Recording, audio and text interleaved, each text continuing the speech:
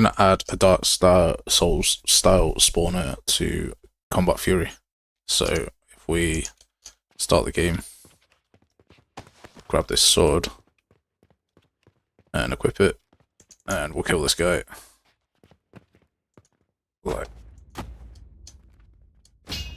Right, thank you.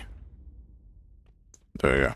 Right, so now he's dead, and I'm going to press the number 6, and it's going to respawn him like if I was resting at a bonfire.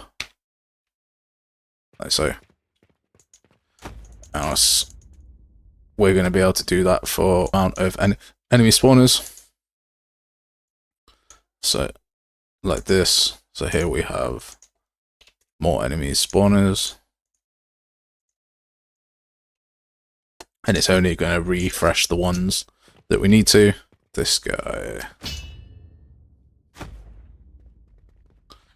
So now if I just call a refresh, this guy's attacking me. There we go, there's a new one there. And if I kill both of these guys, there we go. And then I'll call a refresh. They both appear. So we only refresh the ones that we need. I'm not going to go into massive details, just because there's another video that's not in Combat Fury for this. But the basic gist is that inside the GM sandbox, we call a custom event that calls an event dispatcher on respawn enemies, like so. And then inside the sandbox, I've got this cast that calls this event, but this can go to your rest or to your dead function. That's perfectly fine as well. And inside the enemy spawner, we have disconnected this destroy spawner node here. We've got a bind to the actor who is being destroyed, and then we've created an event. On the for each loop, we're going to get the enemy count and set it to 0. So then in our reset and respawn, we've got the enemy count, and we're going to plus that.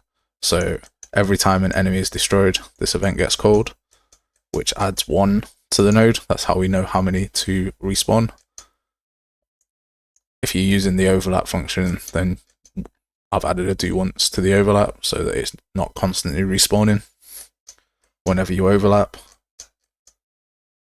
Then we cast to the game mode and we bind to on respawn enemies. So what happens is we call this respawn enemies from our character. It goes to this sandbox, and this says anyone that is listening for this respawn enemies event dispatcher. So here, run this event here. And because we only want to run that at the time that an enemy is destroyed, we unbind then to stop listening to all the others, and we go and spawn enemies again and continue the process. So super simple, super easy.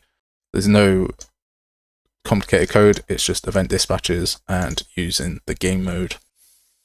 You can use a get actors of class method if you want to, but I wouldn't recommend it, just because this then looks through every single spawner and tries to run this event even if there's no enemies to respawn. So an event dispatcher is cleaner and better for your computer.